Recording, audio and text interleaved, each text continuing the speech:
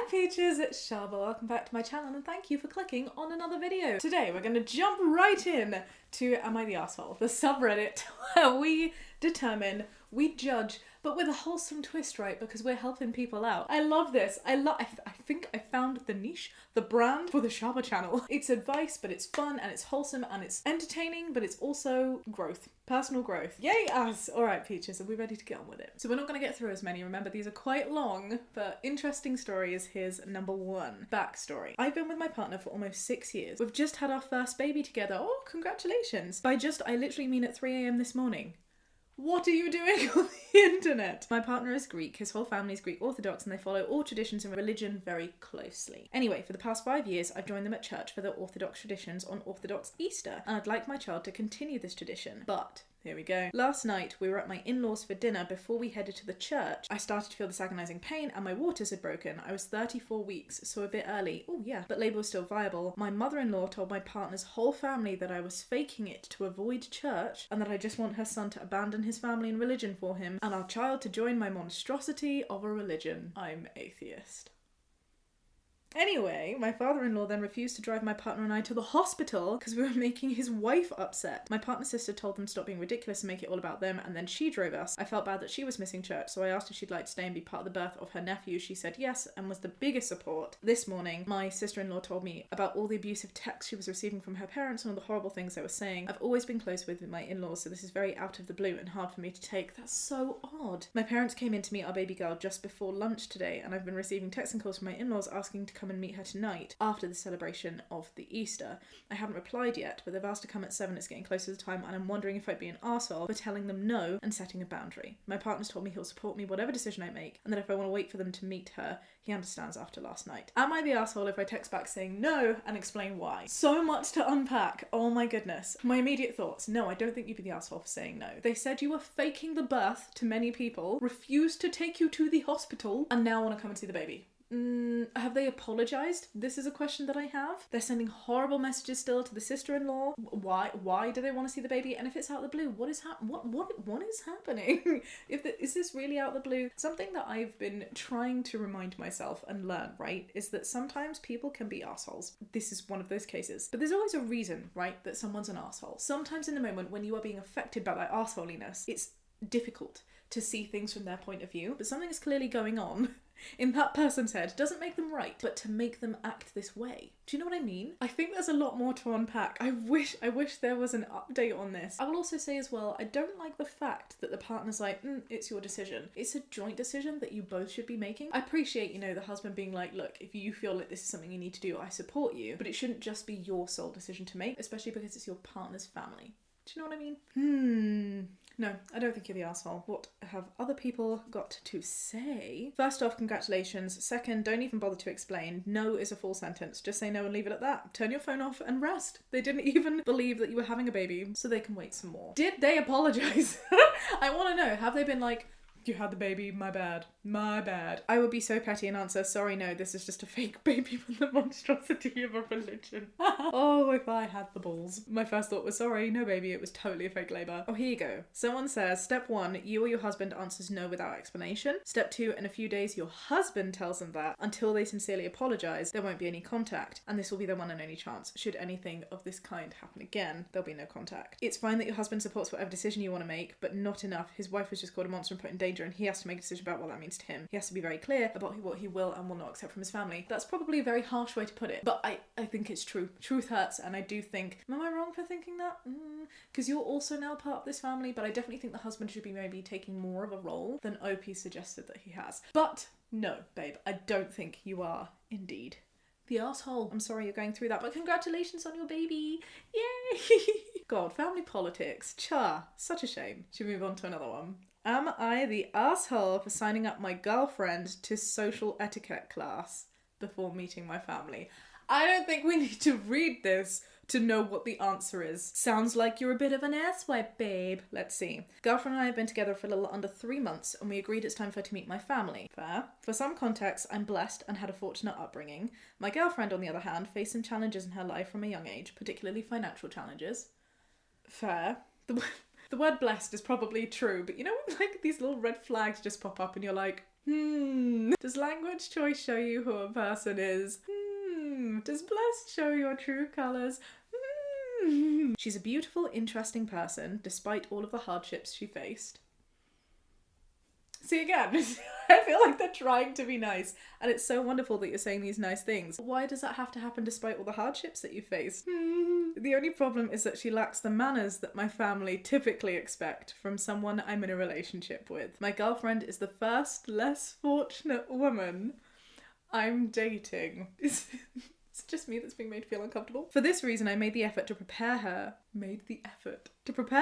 for her first dinner with my family, just as you would prepare the roast chicken. I got her signed up for an online social etiquette course and thought this was a good idea. However, when I told her, she was absolutely furious.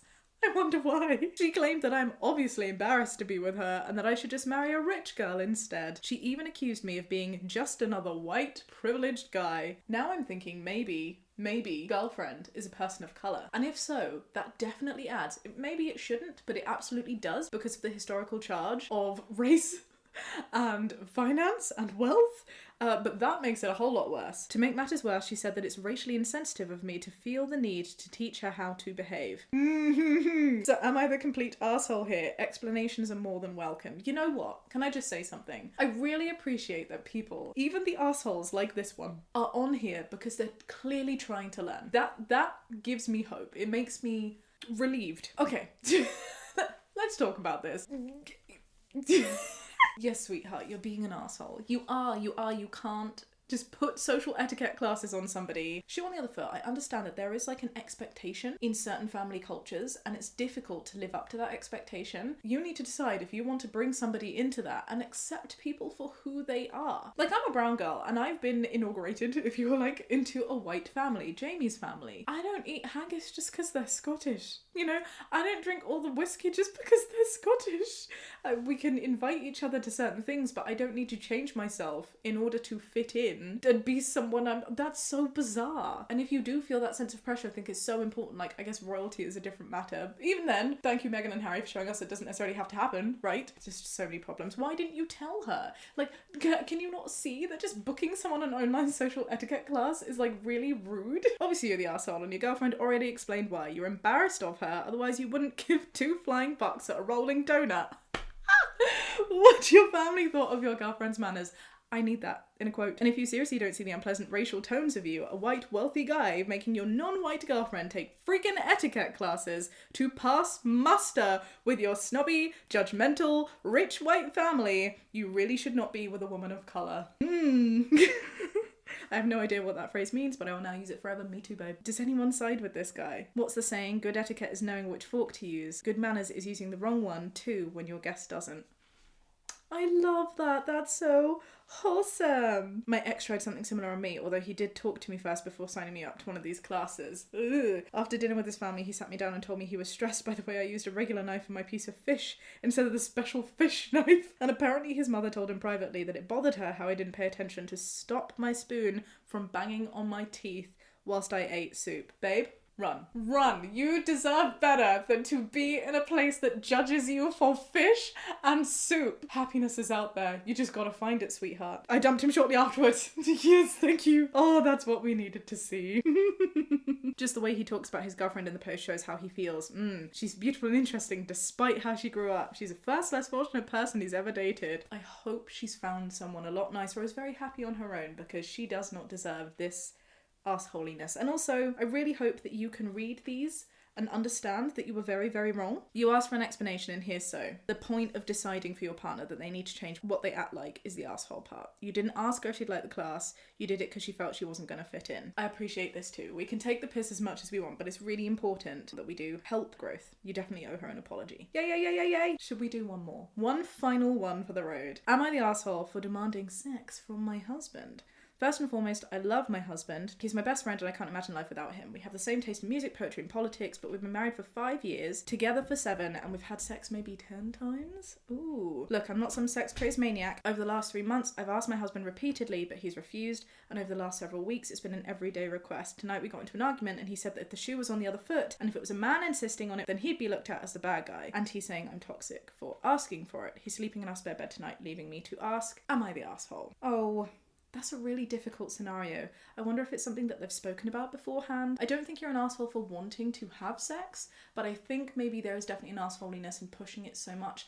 I think communication is what you guys need. Have you spoken about this before? Surely this isn't the first time it's coming up after 7 years of being together. Do you see what I'm thinking? Perhaps your partner's asexual, or, you know, questioning his identity in whatever way. Judgment, you're the arsehole. Wanting to have sex, not the arsehole. Demanding it every day, you're the arsehole. Have you talked about his lack of interest in sex? There we go. Does he have health issues? Is he asexual? Has he seen a therapist? Have you? I don't think asking makes you toxic, but asking so many times is clearly upsetting, and he is right about the genders being switched. Exactly that. Somebody else says it's kind of mind-blowing how you can get married without talking about such a huge issue. It certainly seems to be a communication issue. I don't think we can judge people for getting married. Like, sometimes it seems like, oh, how could you have not thought it? But I can definitely see how maybe it was all in the beginning. You were like, oh, you know, we need to just developing closeness. I don't know. I do feel like you're not to blame for the position. It's clearly a very difficult position to be in. Asking so much is maybe very pestery, but neither of you to blame. Clearly he's dealing with something. Clearly you're dealing with something, and you both deserve to be happy, whatever that is. I hope you managed to talk it through. He's shown her for the past 7 years he's wanted sex once or twice a year. It's been consistent. This shouldn't come as a surprise to her 7 years in.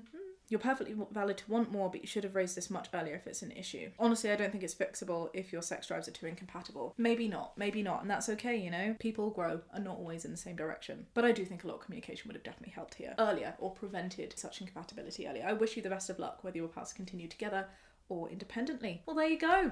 There you go. All of the arseholes. Not very many arseholes. We had a bit of grey areas in this one. Let me know your thoughts below. Do you agree? How many arseholes did you find in today's video? If you enjoyed it, do give it a thumbs up. Subscribe if you'd like to see more. And I'll see you next time. Be kind and have a great day. Bye.